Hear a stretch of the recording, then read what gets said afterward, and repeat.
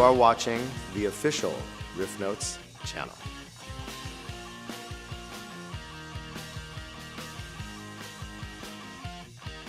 My name is Burny Pelsmajer.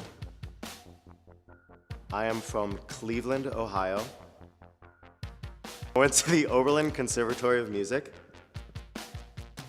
I play mainly jazz, R&B, and rock music, although I've also played in reggae bands and done some live hip-hop as well. I got my Bachelor's of Music in Jazz Performance Saxophone. I studied saxophone there mainly. I play bass, baritone, tenor, alto, and soprano saxophone, clarinet and bass clarinet, flute. I play piano, I play various keyboards, I play the B3 organ, I play electric and acoustic guitar and electric bass, I play drums and percussion, and I also sing. I'm currently in a band called Panic Disorder here in Florida. We are at CNI Studios here in sunny Fort Lauderdale, Florida.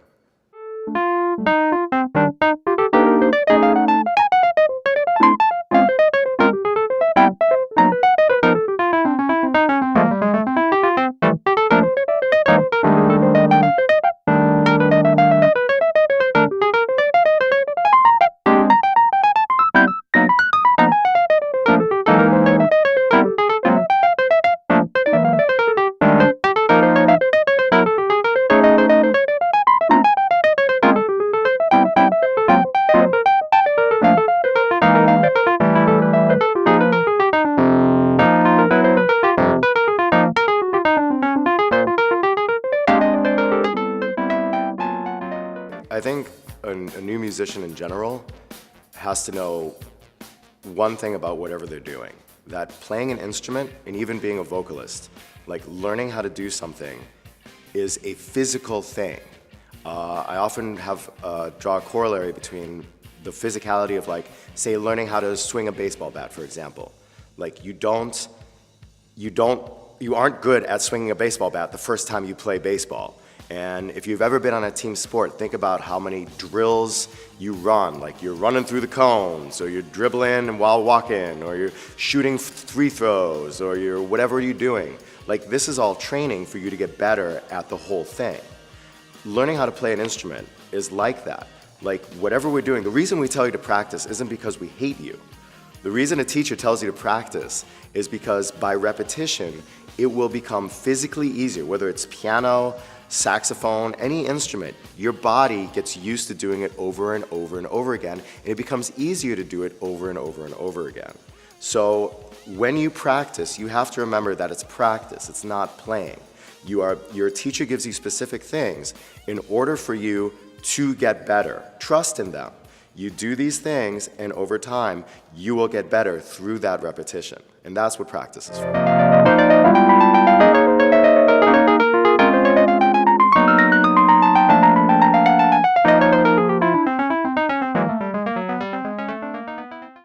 Yes and no. I think over time, I do enjoy the rudiments of, for example, in saxophone, long tones, which are really annoying, and scales and all that kind of stuff. I do have an enjoyment of that, but that's me as a professional musician over years and years and years of doing this. Practice is work, so you have to recognize that as such. So I do like practicing, but I can understand why somebody wouldn't, but that's fine, because it will make you better, and that's also fun. It's like eating your vegetables.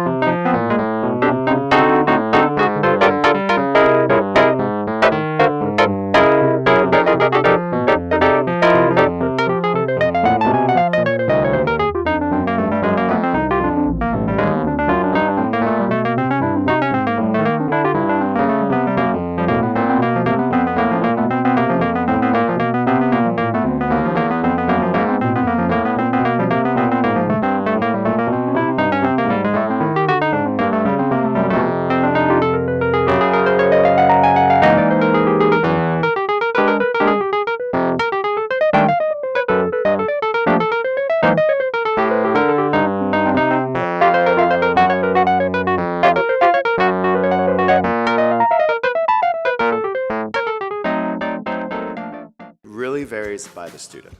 I mean, there are people who do specific kind of teaching where the students are as young as 3 and they're ripping out songs, and it's awesome. Depending on your child, and depending, you know, it really depends. The average age to start an instrument, a keystone instrument like drums or piano, I would say is probably 5, is usually the youngest that I would go in terms of being able to concentrate through a lesson, being able to, with help with the parent, understanding how, like learning the skills of practicing. I would say 5 years old is generally a good amount. But they have programs for students who are very young. Dalcroze Eurythmics is a great program for students to teach them inherent things about rhythm and inherent things about music where the students don't even understand. They're just walking around and stomping and having a good time. So I'll ballpark 5, and it could be 8, it could be 3. It just depends on your child.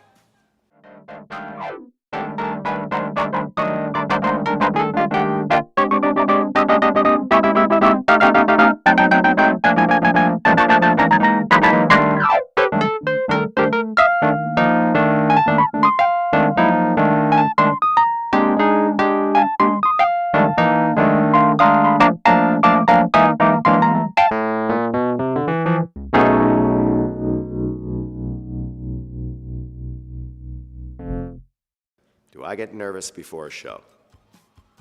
Nope. I mean, I've been doing this a long time, and I've played in a lot of big places and big crowds and whatnot.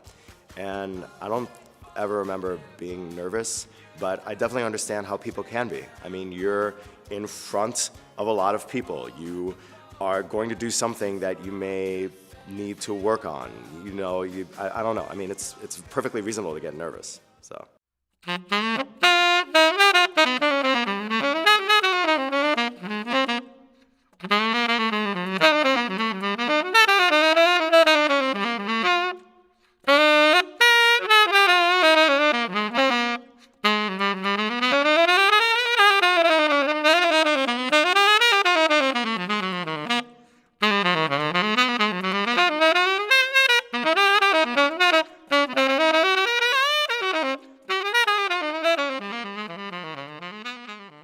Being so prepped for the gig that you're not worrying about things musically will help you concentrate on other things. The more important things, which is playing music. There are techniques about looking out at an audience without seeing them that you can learn. For example, I do like the technique of looking right above people's headline. Like right here in the back of the room that you're in. If you are looking here, if this is where your eyes are, looking over here, it looks like you're looking out in the entire audience, but you're not like creepily staring into people's eyes, and that also helps you not have to look at people and helps you conquer that fear. I know that's one technique that I've used, that I've taught people how to use in order for them to be able to perform while trying to conquer their fears. But I mean, it really is whatever you have to do in order to calm down before a show, that's just what you got to do.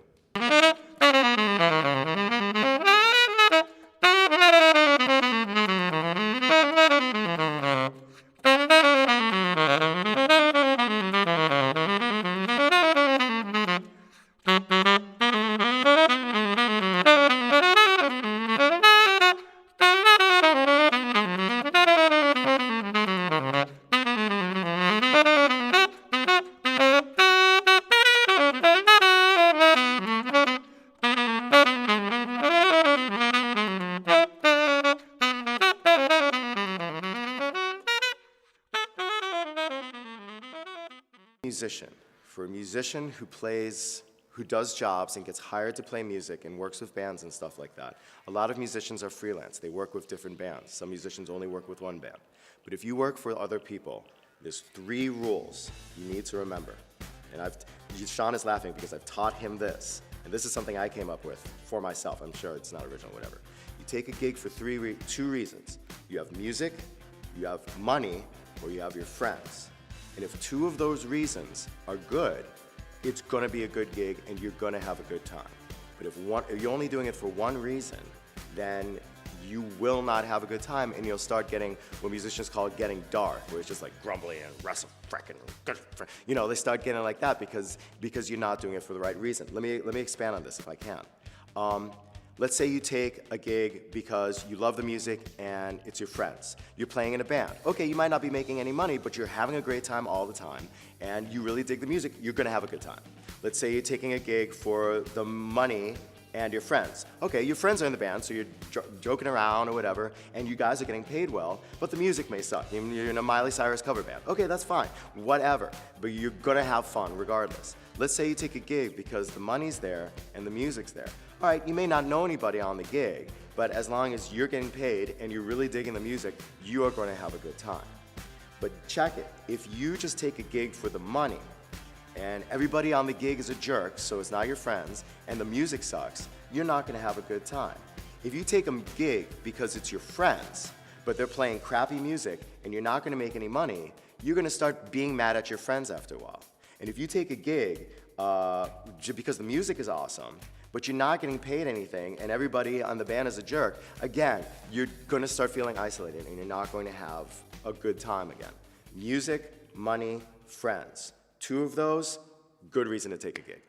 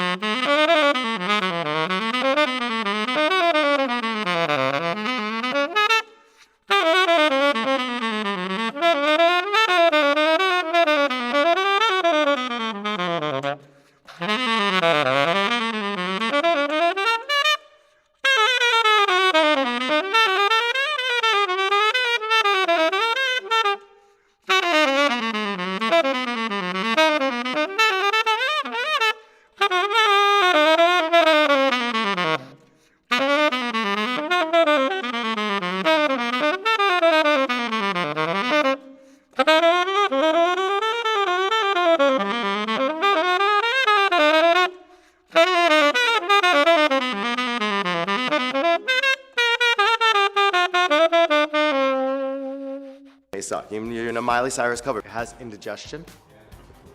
It's lighting up a bong. Like, oh, snap, I'm sorry, guys. Like, that's the guy who lives on your couch, who's always just there like, oh, I'm sorry, I didn't know your parents were here. I was like, so sorry. Is that pizza? We are at C&I Studios here in sunny Fort Lauderdale, Florida.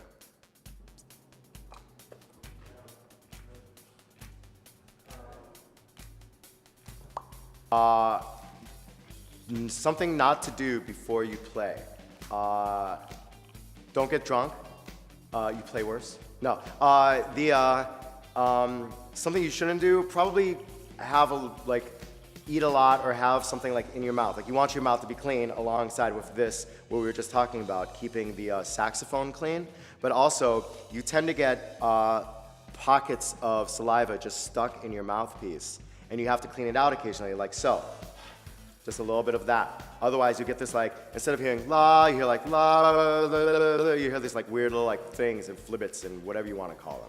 So you typically don't want to have like a mouthful of like Cheetos right before you play, or those peanut butter crackers with the cheese crackers. That's disgusting. Don't eat that before you play a saxophone. That just means you hate it.